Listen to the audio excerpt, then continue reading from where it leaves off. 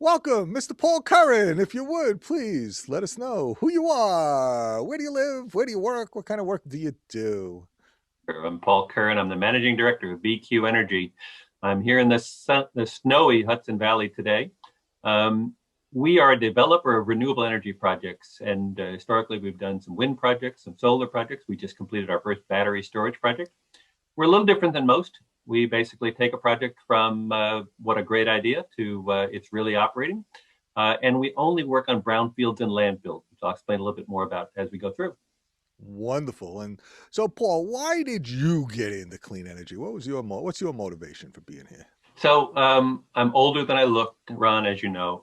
I grew up in college in the late 1970s, and the President of the United States got on TV one night and he said that getting energy independence in our country was the moral equivalent of war.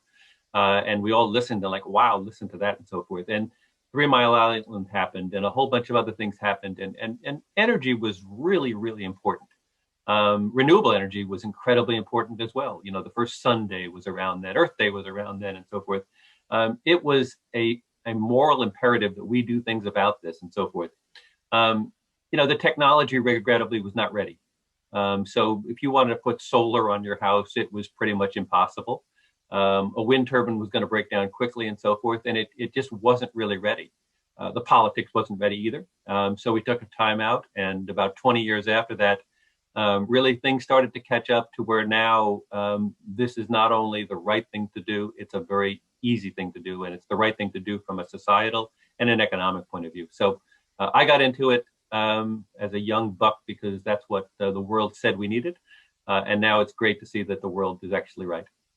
Yeah, it's great. I mean, solar and wind are now the cheapest sources of power on the planet, which is pretty amazing, from where it came to where it is to today and where it's going to be soon even. It's going to get even cheaper, right? So yeah, Absolutely. so tell us about BQ and your special little niche. Sure. So we only work on brownfields and landfills, and I often tell people we turn down more projects than we do. And we turn down projects because people come to us and say, "I've got this farm, it's upstate, and it's been my family forever, and it should be a solar energy field and so forth." And we just don't do that. It's not that we object to that or have some highbrow principle about it or anything, but we're busy, and we think that converting an old brownfield or an old landfill is just the right thing to do. Those properties should not be used for parks and they shouldn't be used for people's homes. There's all sorts of stories about Superfund sites being turned into the wrong thing and people being damaged as a result. Taking a Superfund site and turning it into a solar field, it's a perfect answer from so many different angles. There are an awful lot of these types of sites as well. And there's a big need for solar energy. So we think we're marrying, a good solution for what's going to be needed. And there's more or less an inexhaustible supply of these types of sites. So we're good at development. We go looking for those types of sites. We know what things are going to be concerned. What should people worry about in those types of properties? And then we also are obviously energy experts as well. So we're good at both areas. And by concentrating on one thing, we think we do it pretty well.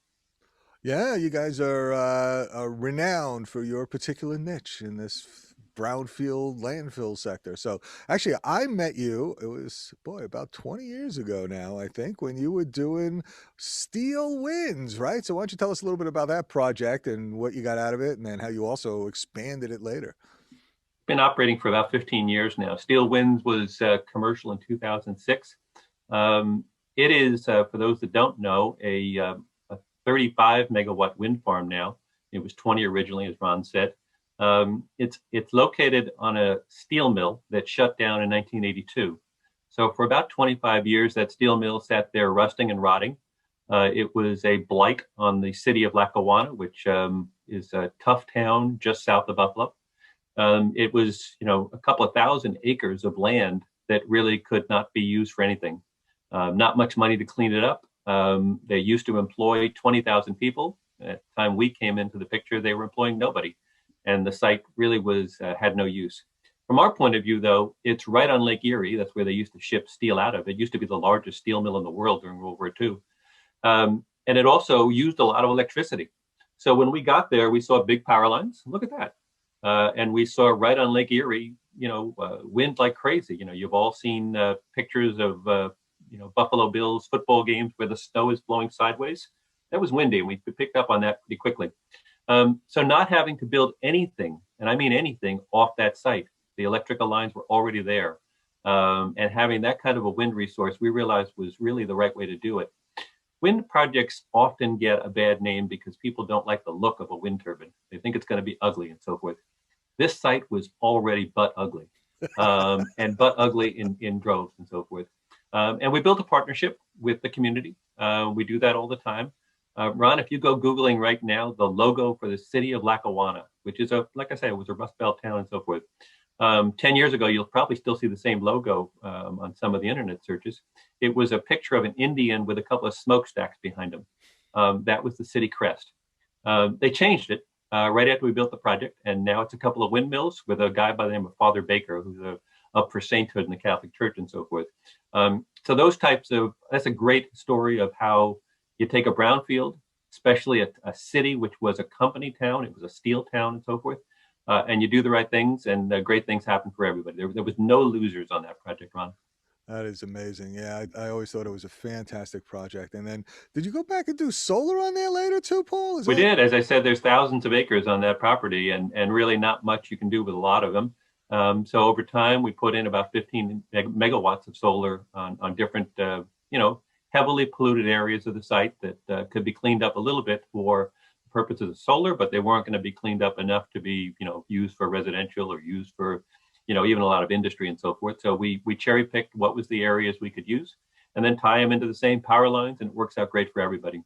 In those cases, we're selling power, long term under contracts to people like the University of Buffalo. And so again, they get power from renewable resources for the long term at fixed prices. And we get a good customer, and they also get some educational benefits. We have kids from the university coming out every year as part of their curriculum to learn more about renewable energy, and it's worked out well for everybody. That's amazing. So when you take a look at the trends that are driving clean energy, in particular, talk about wind and solar and kind of where you see things going with both of those resources because they're expanding pretty dramatically. You started out in wind, but then you moved into solar. I can imagine it was mostly because of the economics. Is that it? And where do you see things going? A couple of different things drove us into solar. It was the economics. We a lot of times what we were working with, because we work on brownfields, we would work with a steel company or work with an oil company and say, where are your properties that you can't do anything with? Those companies don't want to sit on the property for nothing, but there is a pollution footprint, and they'd like to see some use of it. So we'd be talking to people like that, and once somebody came up and said, we can't do wind on this site, but we could do solar, and so that compelled us to start looking a little bit more closely and so forth. And that was probably 2008 or so. We got into it, and nowadays we do almost all solar, largely because the projects are quicker. They make just as much of an impact, and there's more opportunity for us. So there's more of these types of sites. I mentioned we work a lot with corporations and governments as well, obviously, who own some of these properties. They are what's driving both ends of our market, both the site availability and also the reach. I'm sure if you pick up a newspaper today, there's an article about some corporation that has decided they're going to go green. And when they start going green, utilities listen. Ron, I know 15 years ago when you'd go into a utility, and tell them that they should do more renewable energy, maybe they didn't laugh at you right away, but they did when you left the room, I can guarantee it. And now that's not the case, because largely their customer base is driving them to get with the picture here. Come on, we all understand what's going to happen. We all understand where we want our power to come from. And so these types of resources are being driven because of, the corporations, and obviously the public are just saying, why wouldn't I want more of that? So the people that are working with you, like, what kind of returns are they looking at? I mean, what kind of investments are they making, and how are they benefiting from it financially? Well, a good way to look at it financially is hard to say. We make money on projects. Obviously, we sell electricity in competition with any other resources, but that's a market by market thing. But the site owners are the ones that really I love to talk about. There's a really nifty project that we just announced a couple of weeks ago down in Houston, Texas. Houston, Texas has had a 300-acre landfill sitting in the middle of the city, and I mean we're talking 5 miles or so from City Hall. It's a a piece of property with a story. And the story is one that takes a long time to tell, but basically it was a very poor neighborhood. And it's where they could send the trash, frankly, and that built up over time. That property hasn't been used for anything for 5 decades, literally since the 1970s. And there's trees growing all over this landfill. It hasn't been well maintained.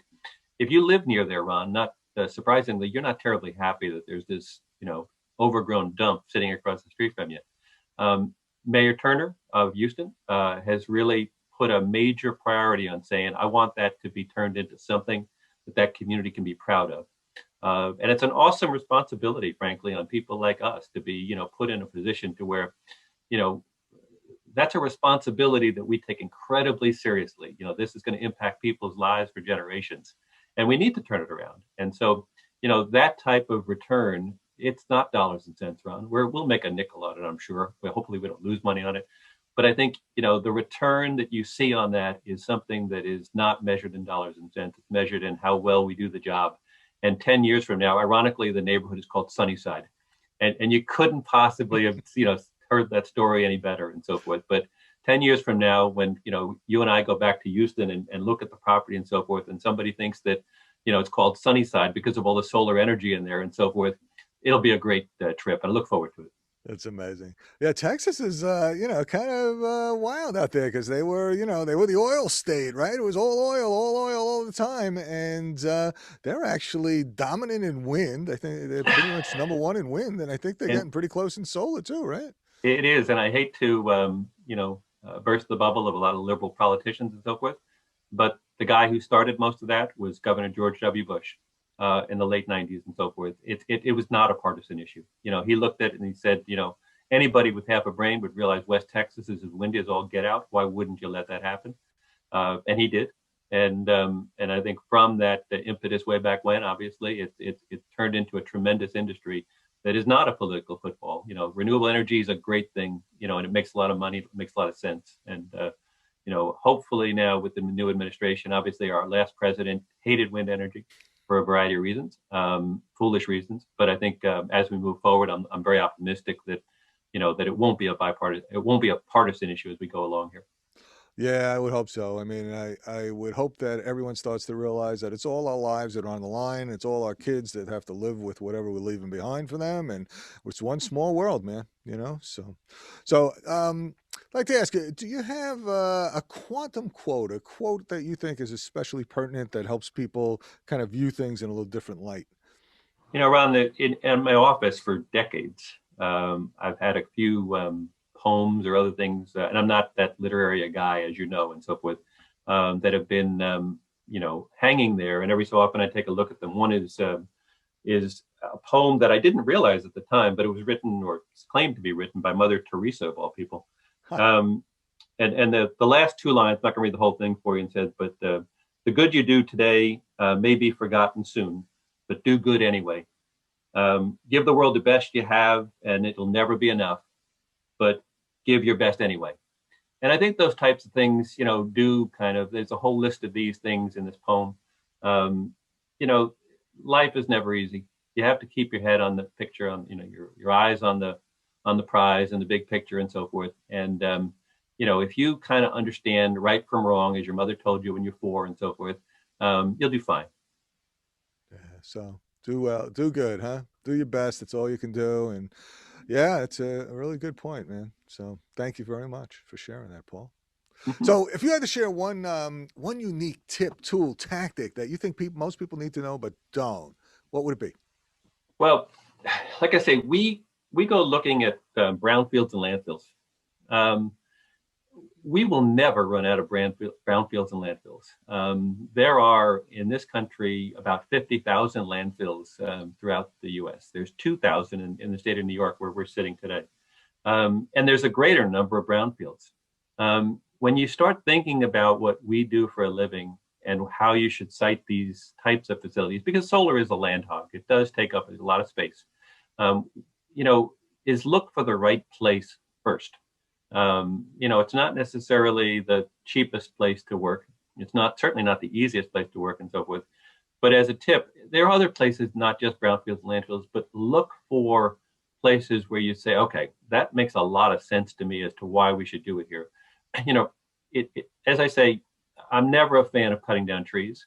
I'm never a fan of plowing over farmland and these types of things.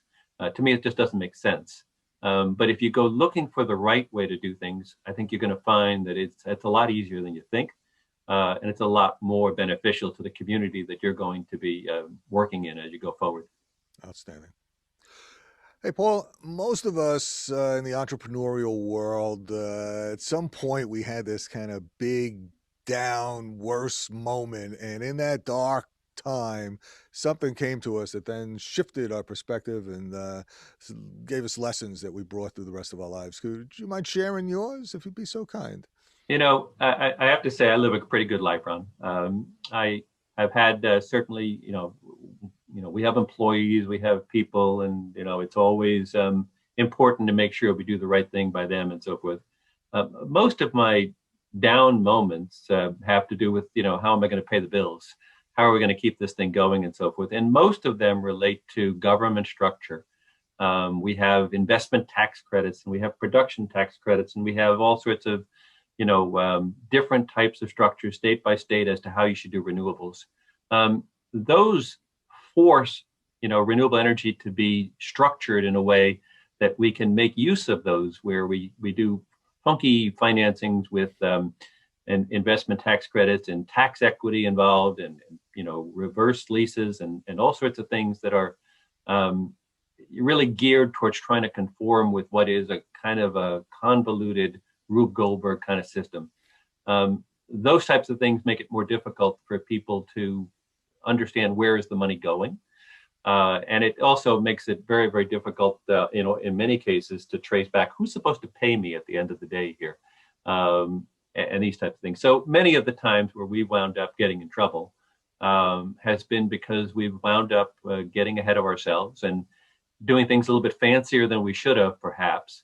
And we're doing them in trying to conform to, government structures which say that, you should have tax equity, you should have these other, fancy financial things.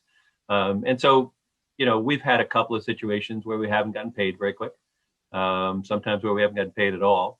And those are generally as a result of the structures that are in the U.S. way of doing renewable energy. Simplifying those would be a tremendous benefit to everybody.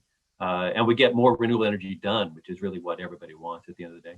So is that the lesson? We have to simplify the We tax have to codes and simplify. such? Yeah, absolutely. And, there's all sorts of financial things that I could tell you about, but simplifying tax credits and so forth would be an enormous thing. And I think it would help everybody. Right. Was there a particular moment in your career, Paul, where all of a sudden you had this big, aha, I Uh-huh. got it kind of moment? Yeah, I think back, as you might know, I worked for an oil company for a long time. Yeah, tell us And I about was that. in charge of alternate energy in Europe. So I was working in Paris about 20 years ago now. And let me tell you, a lot of oil companies, this one had a management training program where, they took almost literally the best and the brightest that they could find. And they kind of rotated them around 6 months to this assignment, 6 months to that assignment. Because they were really smart kids, a 6-month gig in Paris was a pretty nifty deal for them and so forth. So I could pick anybody I wanted in this program and say, would you like to come to Paris? And they always did, Ron. But anyway, at this time, somebody walked into my office and said that they wanted to put a bunch of wind turbines into an operating oil refinery that we owned half of. And apparently, I learned later that they couldn't do it by themselves. They had to have both parties agree to it, and this type of thing. So they explained them what they wanted to do. I had never worked on a wind farm in my life, didn't know much about it. So I got this kid that was this, management trainee. And I said, can you go do some research and tell me good idea, bad idea? What do we do with this and so forth? So he goes away for 2 days, comes back and says, bad idea. Oh, darn, I like that. It sounded neat. Why's it a bad idea? Because bad idea because nobody's ever done that before in the world. And I said, oh, aha, that does not make it a bad idea. Let's talk some more about it. And it was true. Nobody had ever put wind turbines into an operating oil refinery before, or any kind of operating facility that we could find before. It wasn't my idea. As I said, somebody walked in and brought it to me and so forth, but it was a great idea. Those turbines still exist. There was a picture of the Port of Rotterdam harbor where the refinery is in the Times a couple of weeks ago. You can still see the turbines and they're there and so forth. Um, in realizing that, I started in the back of my head saying, well, we got to do more of this. Obviously we had a lot of land. We had a lot of refineries. We had a lot of closed oil refineries. There's 200 closed oil refineries in the United States today, Ron. That property is just sitting there dead, and most of it's coastal and probably windy and all this sort of stuff. So when we looked at that, I said, we need to do more of it. I called up headquarters back in California at the time, and they were kind of like, yeah, we don't do renewable energy and so forth. And that's where I went out and formed a company to say, we're going to do that. We're going to go out and we're going to find a way to use closed oil refineries to put in wind farms and so forth. And we never did build a wind farm inside of a closed oil refineries after that, but we did a bunch in steel plants, and we did a bunch at army bases, and we did a bunch in landfills and brownfields and so forth. So, Aha! some smart kid gave me the wrong answer. That was a great thing. Awesome. All right. Well, we're going to enter the pulsar round where we're going to ask you a series of questions, and we're looking for your short, succinct, and mind-blowing answers, sir. Are you ready? Sure. Here we go. What's the best advice you ever received, Paul? Ron, I'm going to go with the people that gave me those two poems that are in my office. One is If by Kipling, and the other one is that Mother Teresa poem and so forth. Both of them are pretty much telling you that, keep your head straight, keep your eye on the prize, and do what you should be doing. And that's worked out pretty well for me. Nice. Personal habit that contributes to your success. You got to talk to people. You got to understand people, and you got to understand yourself. So, in corporate world, oftentimes you get what's called a 360 evaluation. And that is, you give these forms to people that are kind of your peers, your bosses' bosses, people that work for you and so forth. And they're asked to evaluate you and give you all the, the feedback and so forth. And then 75% of the people in the world get that they're not communicating enough with their bosses or their other people and so forth. And then there's some other things that you have to decide, am I comfortable with this? Should I need to change all this because people have different perceptions? Or is this something I just, I'm okay with, and I'm going to work on as far as faults and so forth? In my case, I always come back as too nice and so forth. And, I thought long and hard about it in the oil company world and so forth. That's thought of as a bad thing. You have to be a tough, son of a gun type of thing. But as I look at it, I'm aware that people think that, but I'm really comfortable with it. And as long as I'm aware of it and willing to work with it, that's a good thing. Yeah, absolutely. Yeah, I get a similar thing sometimes. Too trusting, too nice, but yeah, I would bet that, in your case, Ron, like I said, if you're working with other people, you have to understand what are their strengths. Right. So, I don't know if you know anything about 3-line diagrams or, electrical stuff and so forth, but I would imagine that, that's probably not where people would put you organizationally and so forth. You can communicate better than most people in the world. And that's where your strengths are and so forth. And I think that's the thing is, an organization, try to figure out what strengths do you have, and then what things are you going to have to fill in for, because you don't have anybody with those strengths and so forth. And so it's understanding people and understanding what do they like doing and what are they great at doing. Yeah, it's a really good point. Excellent. Thanks so much, Will. An internet resource that you'd like to share? Okay, you're going to hate me on this one, but I'll tell you, it's bqenergy.com. And it's not for the reason you're going to think. Go ahead. Ever since we've had that internet domain, we have, there's a lot of space on it. And so we have put up, if you go to it now, you can see 2 links. One is additional resources. And in there, we put down every energy site we can think of that has data about energy statistics. A favorite one in there is actually the BP Energy Compendium of Statistics for the world. So if you need information about that, it's all on our website and so forth. The other one is called Causes, and all of our people can basically nominate a cause that they think is appropriate for people to give related to renewable energy. So we put up a Renewable World, and Let's Share the Sun and some others, where if you go up there and you want to work on projects in the third world or even in the US and so forth, you can give back through those types of organizations and so forth. So we've always done that. As I say, you go through bqenergy.com, you can find some things there. If anybody listening knows of a cause or a additional resource that we've missed, please drop it into the Contact Us box, which is also on the website. We'd love to add some more of that, because we do like when people talk about the resources that are up there. It's extra space on the website. It doesn't cost us anything. If some people get benefit out of it, why not? Outstanding. Love it. It's great, Paul. Thanks so much. All right, a book you'd recommend and why? Okay, an odd one here. There's an author by the name of Ken Follett who writes historical novels. He's famous for writing one about the Middle Ages and building a cathedral in England and so forth. And if you think, how boring is this? He's a great writer, fascinating so forth. He wrote a book or a series of books, the Century Trilogy, later on. It's about three different books, one around World War one around World War II, and one 1960s onward, and so forth. And he follows five families in the U.S. and Wales and England and London and Germany and Russia. And he's telling their story and so forth. And in the first couple of books, you're thinking, okay, well, this is great. The U.S. is the good guys, and there's all this oppression going on in all these other places and so forth. And then he tells the story in the 1960s, and you're sort of reading it, and it's a fascinating book. It's well written and so forth. But the story of the U.S. in the South in the 1960s and 70s is so subtly told. But you're sitting there and thinking, this looks just like what I just read in those other books in those other countries. And it makes you think so much, Ron. It's like I say, it's so timely now that we're going through sort of a reevaluation of our culture and race and so forth. And it's something that we, like I say, when I read it, it sort of startled me at first. To think that you've read these books, you've saw these stories, we've all had seen them and so forth. But as we went forward and backwards and so forth to see, kind of comparing it to other cultures, other places, oppressive regimes, it was really eye opening. Fascinating. Yeah, it's an interesting thing. On the one hand, America has such great hope and promise and excellence and outstanding achievements, and then on the other side, we really have this dark side that we can't ignore because it's just coming back to bite us, and now we're seeing it in all its different fashions and flavors.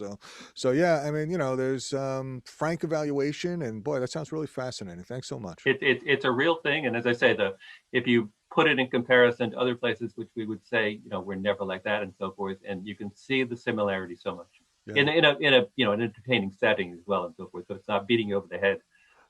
Yeah, which is great. I mean, so Yep. yeah, I mean, well, thanks. That's fantastic. Yep. All right. If you had a magic wand, you could change one thing for everybody in the world, Paul, what would it be? So I'm going to go back to something I said before, Ron. If you took away government subsidies from everything, okay, so people complain about that there's a tax credit that goes to solar.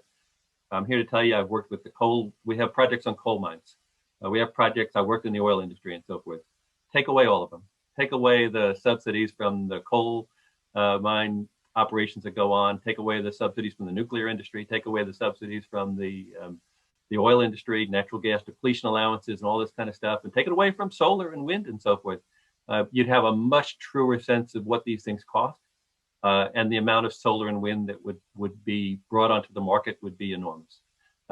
We have a system which basically has put a legacy of, okay, we're going to make everything equal by putting a bigger subsidy on this. Okay, we're going to make it by putting a bigger subsidy on that. And as a result, the natural economics are very difficult to discern. So if you had a magic wand and say, okay, we're going to stop it all, it'd be very difficult to do, but you would see that the renewable resources would do phenomenal. As it is, renewable resources on a new build basis, basically, if you were going to build a new power plant of any type, renewable resources do very, very well. Heads up with anything right now. I don't believe that you could possibly get financing for a nuclear plant, and it'd be very, almost impossible on a coal-fired plant. And I think the financing associated with a fossil fuel in general will be very difficult. So I think that's why you're seeing more renewable resources built than any other type of technology. You're going to see more of it. But I think if you can get rid of the basis for all of these, I think the acceleration would go up even faster. Amazing. Love it. Boy, you're the first one that came up with that magic wand, Paul. I love it. All right. WTFRF, weather time fudge, an extreme weather event that you live to and tell the tale, or weather time fun, the most fun you ever had, and the type of weather it was. Oh, I don't know if it's the most fun and so forth, but my weather story is a little bit different. So if you're developing brownfields and landfills for a living, you do aerial photography a lot. So you can go back, and the government has been spying on us forever in terms of taking aerial photography of everything. What we're looking for is there a pile of stuff in 1965 that didn't used to be there that got buried ever since? So we're going to look at aerial photography and so forth. So the project you were asked about before, where we met first up in Lackawanna, New York, we were doing that. And we went looking through pictures even in the 30s and the 40s and so forth. They did flyovers, and we saw some aerial photos. But one came through, and it was May 7th of 1963. And I looked at the picture, and I'm thinking, well, that looks a little bit strange and so forth, and double checked the date, and the date was right. And Lake Erie was frozen on May 7th of 1963. Okay, I did some research and called up a couple of friends in Buffalo this weekend, Ron. Lake Erie is not frozen, Ron. And the idea that a lake could be frozen in May of 1963, and now it's frozen occasionally. It's still really cold up in Buffalo, but it's not as cold as it used to be. And as you know, Ron, I am not the most progressive guy in terms of understanding where things are going to go right away. A year ago, you told me this virus thing was going to be a big deal, and I kind of, come on, Ron, it's not going to be a big deal. Some people think I was wrong. And now the same probably would be true of global warming, where, okay, maybe it's a thing, but it's not that big of a deal. And how do I know it's really right and so forth? When you look at a picture of May 7th of 1963, and you know that it is completely impossible today for the lake to be frozen in May. Completely impossible. It's completely impossible for it to be frozen in April.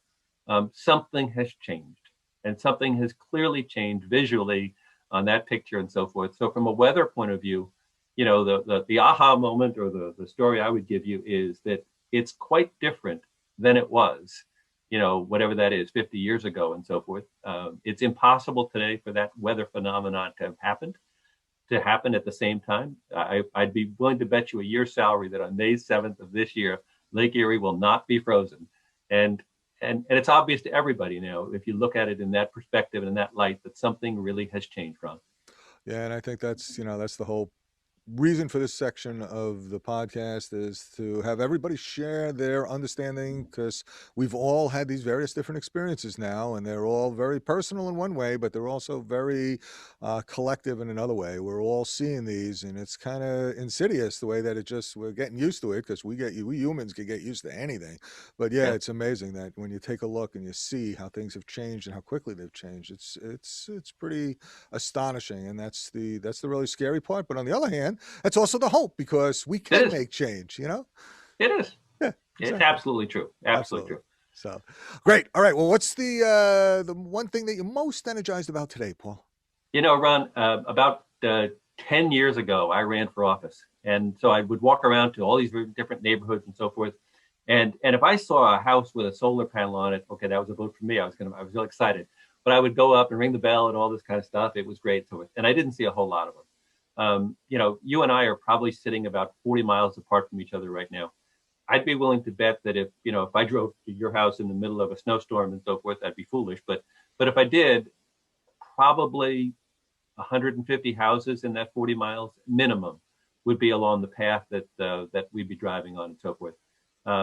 Probably, in that type of a path, there'd be one or two solar fields where somebody is converted to a large ground mount thing and so forth. That would be unthinkable and so forth. And these are just small examples of things that are kind of gradually happening that is mainstream now around and so forth. So when I see that, as I said, 10 years ago, when I was running for office, and I could see like, oh, wow, there's a solar farm somewhere in southern Dutchess County, New York, or a solar roof and so forth. Isn't that great? And so it's not just me, and so forth. This is wonderful. Now that's incredibly commonplace. It's incredibly normal. And that's a great thing, because that meant somebody made a decision to go ahead and put that in for all the right reasons. It might be economic reasons. It might be environmental reasons. Who knows? But whatever reasons they had, they did a great thing for all of us. Yeah, and you're right, Paul. It's happening more and more, and it's just exponentially growing. Which, just like the smartphones that we never knew that we couldn't live without, that used to be multi-million-dollar supercomputers 10 years ago, and now fit in the palm of our pocket and hands, and are a couple $100. It's amazing what's happening with clean energy, and it's just the same technology, same forces of economics driving it all, and it's just really hopeful, I think, from that perspective. You got So it. cool. So what's next for you?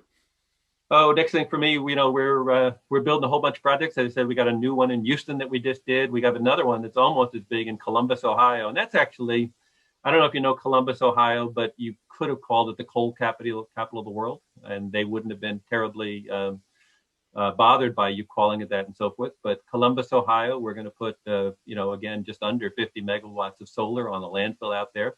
Have gotten phenomenally good response, and the utility out there, American Electric Power, is managing the conversion of the city of Columbus to 100% renewables, and talks about a culture change or a paradigm shift and so forth. The city of Columbus is going to be 100% renewables, and good for them.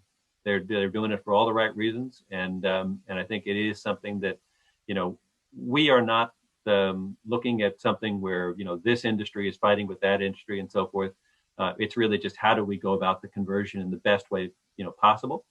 So when American Electric Power looked at our project, which is sitting on top of a landfill, that's a story they can tell easily to convert even the most skeptical people about how are we going to do this. We're not cutting out farm areas. We're not competing with coal country and so forth. We're taking an old dump, literally the dump, and we're just going to put solar panels all over it and make 50 megawatts of power.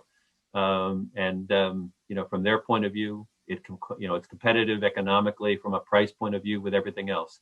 So the idea that you can, produce solar energy competitively with electric power sales in Columbus, Ohio, it's got me jazzed, and that's what we're working on next. Is working on abandoned coal mines, working on the City of Houston project, which is going to be awesome, and go from there. Outstanding. Grand finale, piece of parting advice you'd like to share with people, and if you want people to get a hold of you, how best to do it? Well, they can go back to bqenergy.com, as I said before, and they can look up all the resources we have up there. But also, there's a contact, button, and those types of things come through all the time. We look forward to it. We actually get some good advice through there. That'd be great. But I think the parting advice is, we're doing the right things here, Ron. You were, working on this for 20 years probably by now and so forth. The world has caught up with you, which is a scary thing to think. But I think it is the right path to be going on. And I think that's being proven more and more every day. Wonderful.